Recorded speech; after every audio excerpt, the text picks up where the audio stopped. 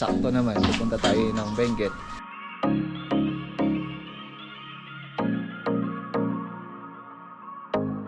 Project update tayo. Rojas number 4. So, waterproof na lang namin. Project update. Rojas 5. Okay, so, i-share natin kung paano nga ba ito ginagawa. So, sa ngayon, alamin natin yung mga sukat na ginamit natin dito. Finalization na kami sa kitchen. Gagayak na tayo. Maya-maya, biyahe na. Oh, ada dito yung La Trinidad, Benguet. Ayaw mong paigaya. Sige lang ah. Magandang umaga. So, binabati ko kayo, napakalamig na umaga. Sakto naman, pupunta tayo ng Benguet. So, bibiyahe tayo mamaya, mga kumusta, no? At ngayon pupunta muna tayo sa proyekto natin dito. So, nagpe-prepare lang yung mga staff natin. Tapos yung mag-deliver sa mga sites, no?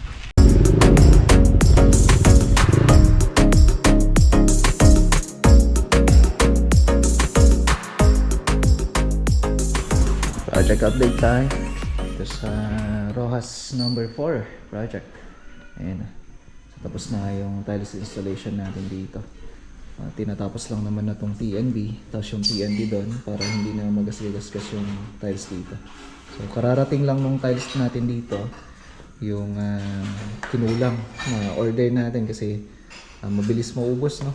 So ito yung sa may TNB natin. Ito pagkatapos lang nung pag-tiles natin sa taas ay itatiles na rin natin to. Ito tatapusin na. Ayan, ito pinalitadaan na rin namin to para mahabol. Ito wala sa eskwela yung biga. So pinalitadahan, inabol na lang namin sa palitada. Kaya pantay na. Mas maganda na siya tingnan, no? And then dito sa part na to, itong TNB, ayan na, okay na rin. So waterproof na lang namin, then diretso yung ating tiles naman sa flooring. Yung ibang part dito okay na. So pinakamabusisi sa lahat talaga yung tiles natin para sa mga TNB. Kasi hindi naman po biro yung pagtatiles natin sa mga TNB. Gawa nga nung para sa akin, dapat naka-eskwala lahat to, saka maayos. Yan, maayos lahat ng mga linings, dugtungan, pati flooring niya. Kaya yan.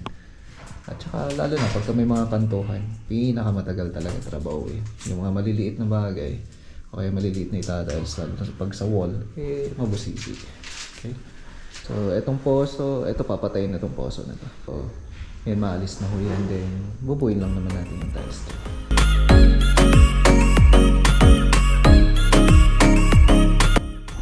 Project update. Dito tayo sa Rojas 5. Ayan. So nandito tayo ngayon para magbigay idea. At sa ngayon nga po okay na. So sa mga nagtatanong ng kulay nito, ayan, abangan nyo po sa isang vlog natin kung ano po yung mga kulay na ginamit natin dito. At kung anong brand, no? So, sa ngayon nga, ito na. So ito yung kitchen natin. Dito sa part na to, ayan, bago kayo bibigyan ng mga updates, lahat ng mga updates dito sa project natin.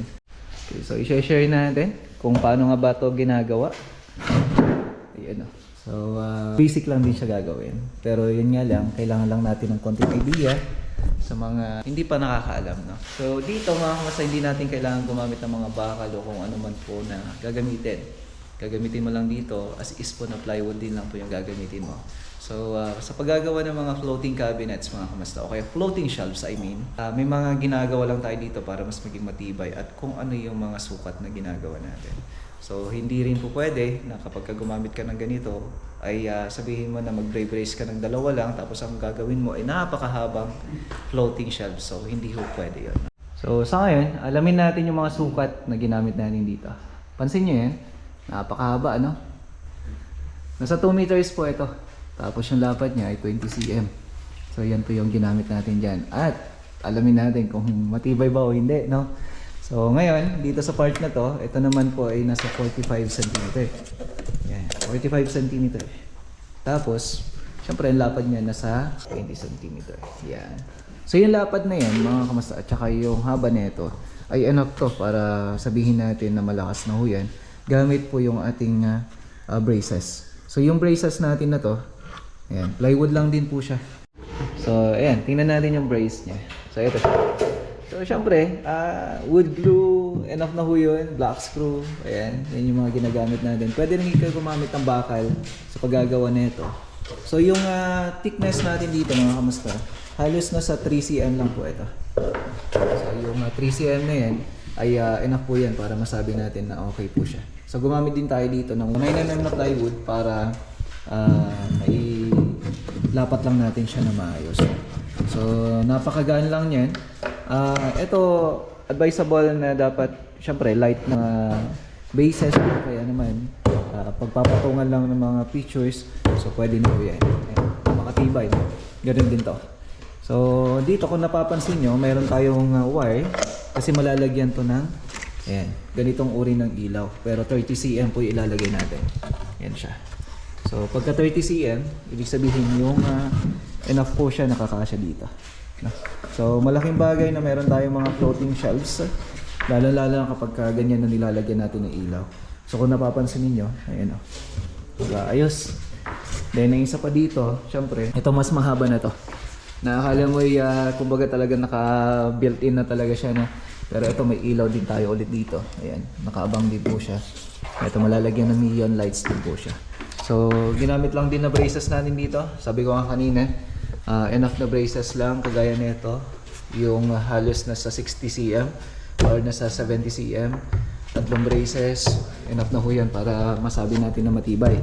Kasi ito talagang kahit nasa 2 meters ay maganda na ho at saka malakas na ho siya. No? So, ang isa dito, hindi mo naman tututungtungan.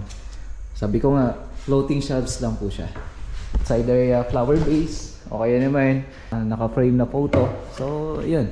Ilalagay lang ho natin dyan. Okay?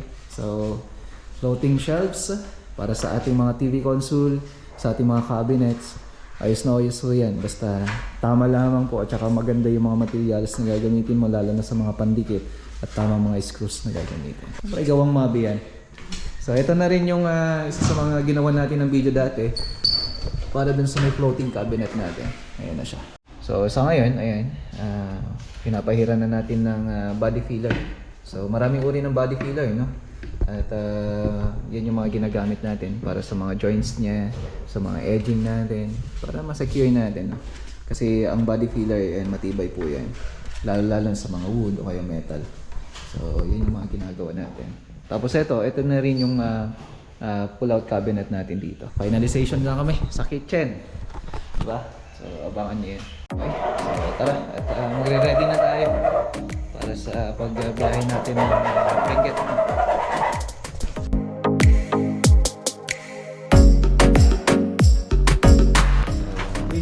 Kain muna tayo.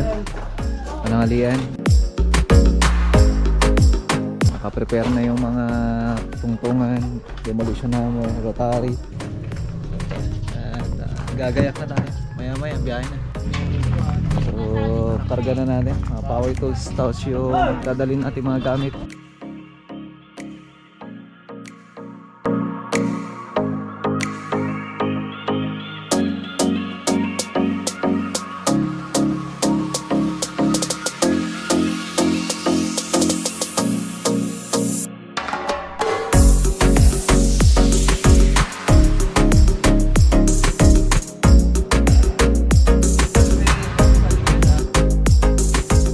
Ayan o, malalagot ata tayo na ito. Ayan yung mga tropa, gagas din. Nakatapos natin naggas. Syempre, shoutout sa tropa natin. Ingat. Oh, diba?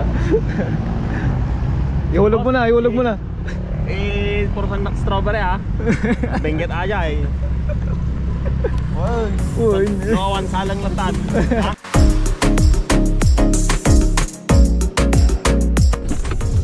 Dito na tayo sa Kayapan, napakalamig. Kumusta yung ulo mo? It's so hot. Ang lamig dito sa labas. Nauna na kami, no? Dito na tayo sa sentro ng Kayapan. Yes! Dito na tayo, Bukod, Benguet. Para magkape muna tayo. At si Melchor nagyayelo ng kanyang ulo. Lapit. Layo sir. Ha? Sa susunod, sa Saudi naman. Ay! Ay! Nahiglam-lamin na. So, kape muna tayo dito. Ay, may balot pa oh. Magkano pa yung balot?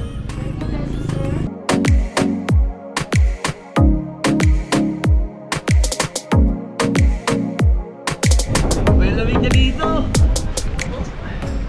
Lamig. Dito na yung mga tropa. Nasa isang sasakyan. Ayan oh. Nag-iinudo yung tropa.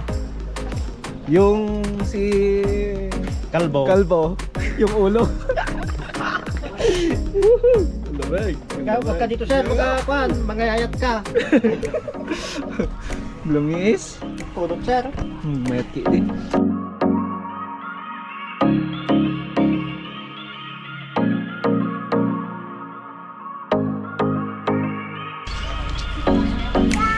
Oh, John Wick ng Baguio. Ayan.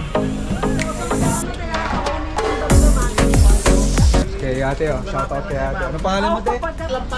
Si Bo? Ay, si Caro.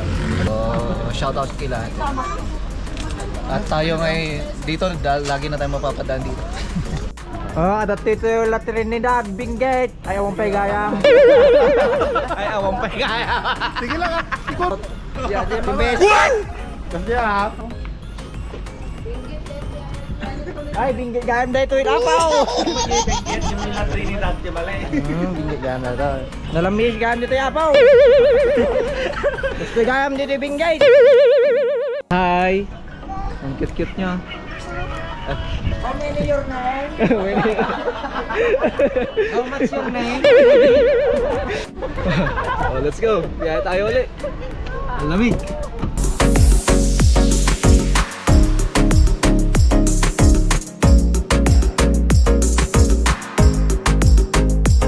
Okay, dito na tayo. Ayan, dito na tayo. Ayun oh. Aha, gandang gabi. Hello, Sai. Finally, Sai. Andi. Ayan si Sai Jokay. Pagkatapos na. So, ito yung proyekto natin. Ito na. At matutuloy na to. So, abangan nyo na lang ito bukas.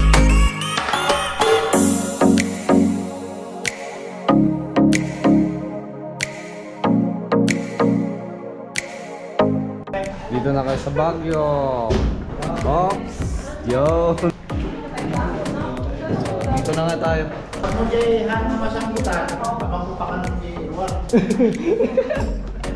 Iba talaga pag si Sir Joko eh. Si Madam oh. Talaga nag-abala pa talaga eh. Ayan, kain na tayo.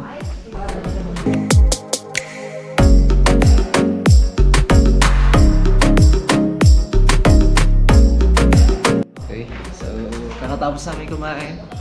Kwentuhan kayo sa inyo. At kita-kita tayo bukas mga kapatid. Day 1 bukas dito sa Benguet project natin. Bye!